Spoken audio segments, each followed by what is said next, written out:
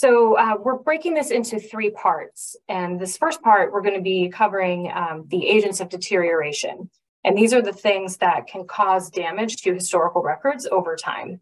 So we're going to go over 10 factors that archivists, curators, and other history keepers work to minimize and control. So historical materials can deteriorate in a physical way. So that's like something breaking or ripping, or they can deteriorate chemically, such as rust or metal corrosion. Materials can be damaged suddenly in an event like a flood or a fire, or damage can happen over time. For example, paper can warp if it's been stored in a human environment. So what an item is especially vulnerable to really depends on the material that it's made out of. So paper is going to have different vulnerabilities than photographic material, which is different from items that contain metal and so on. So historical materials can deteriorate when exposed to these 10 factors: physical forces, theft and vandalism, fire, water, pests, pollutants, light, extreme temperature, extreme relative humidity, and custodial neglect and dissociation. So let's take a look at each of these in turn, figure out what they are and how it is that they can create damage. So physical forces damage paper by ripping, tearing, or creasing. Force can break book bindings and items made out of glass or ceramic or other fragile breakable material. It can also create scratches and other abrasions on surfaces. So physical force can be caused both by natural disasters as well as human hands. So an earthquake or a storm can bump items around, causing damage. But if a person accidentally drops something or roughly handles materials, this can also result in damage. When vandalism comes into play, materials are defaced with marks, they can be deliberately torn and maimed, or if they're stolen, they disappear altogether. There are lots of reasons why a person may be driven to vandalize or steal historical materials. It could be for financial gain, could be an act of protest, or it could be some other very complex reason. Theft can be planned, or it can be opportunistic. So sadly, sometimes even staff and volunteers are the perpetrators because they have inside knowledge of the collections and how to exploit them. While theft can be planned or opportunistic, vandalism is typically unplanned, usually an in-the-moment crime, and it can be without a clear motive. When people think about destruction of historical materials, fire often comes to mind. And when a fire happens, the damage can be catastrophic. Paper can become brittle and blackened, photographic film can melt, and text and images can be lost due to scorching.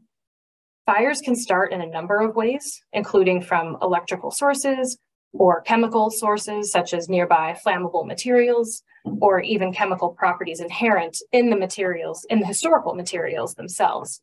So if you're familiar with nitrate film, that is something, it is naturally combustible in the right circumstances. But fires can also be started from natural causes like lightning strikes or by human causes such as accidents or even arson.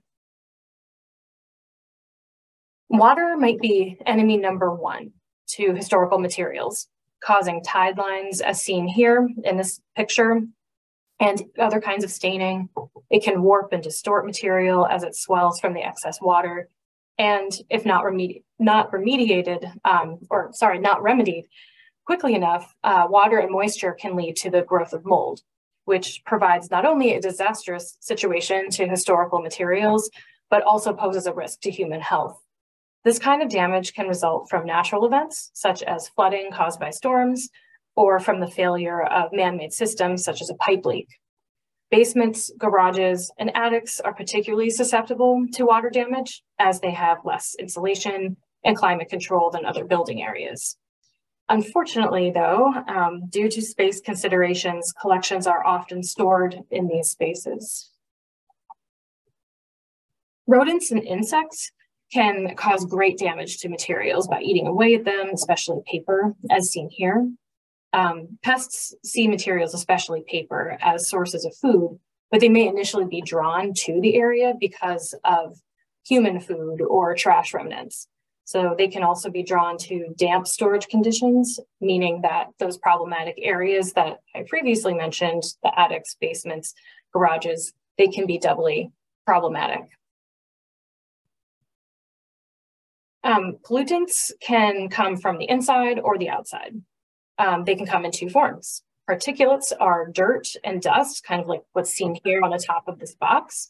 And it can stain materials as well as scratch and abrade them if the particulates rub against materials. This is especially problematic for photographic materials such as slide negatives and film strips. Particulates can come in from the dirt on people's shoes. It can blow in from open windows, and it can accumulate over time if housekeeping isn't happening. And gaseous pollutants are caused by vehicle emissions and other emissions from the nearby exterior environment. And that's especially true in like urban or industrial areas. Not so much a problem in most places in Vermont, but still something to be aware of. However, gaseous pollutants can also come from the chemicals in varnishes and solvents in some furnishings. So these can off-gas over time, releasing chemicals into the air.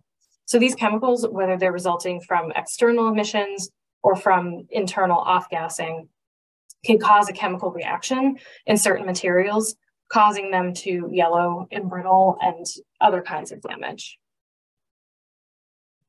Light can be very damaging to historical materials, especially photographic materials, and that damage is cumulative and irreversible.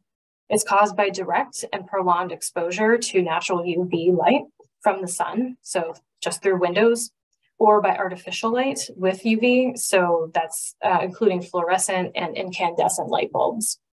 Light exposure can accelerate chemical reactions in materials and results, again, in fading and yellowing and those kinds of damages. So just as people have a comfort zone for temperature, so too do historical materials. High temperatures can accelerate chemical reactions, causing weakening and embrittlement of the materials. But at a constant dew point, low temperatures can also cause humidity levels to rise. So extreme temperatures are something often seen in those spaces, basements, attics, garages, those building spaces that tend to be less climate controlled. And temperature fluctuations can impact relative humidity levels in the air. So if humidity is too low, this can result in dry and brittle materials, especially paper. But if the humidity is too high, and that's often a problem seen during Vermont's humid summers or in unheated buildings during the winter, it can result in mold outbreaks. So mold can stain and eat away at materials, as seen here on this document, but it can also, again, result in a health hazard for humans. So yet again, this is a problem that is seen most commonly in those unregulated building areas, basements, garages, and so forth. It is really important to remember that temperature and humidity are interrelated. So at a constant dew point, if the humidity goes up and the temperature goes down, if the humidity goes up, the temperature can go down. And if the humidity goes down, then the temperature goes up. So changes to one can actually affect the other. It's just important to keep that in mind. And the last agent of deterioration is one that's harder to measure and quantify, and it's the only agent that's non-physical. So the neglect of collections means that you're not actively taking steps to preserve them. So you're leaving them vulnerable to damage from all of the previous agents that we've just talked about. But collections may also be dissociated from their creation. So if care isn't taken to preserve the information around what an item is and where it came from and how it came to you, the key context about that item is lost, and it makes it harder to prove the authenticity that it is what it says it is. And if the context around materials is lost, they also kind of lose their value for research since no one really understands what they are. This kind of neglect also makes it harder to locate materials for research if you don't know what you have. So just to recap, here is the list of the agents of deterioration again. While they can be scary, fear not. Our next section, we're going to give you some basic pointers in how to protect against these foes.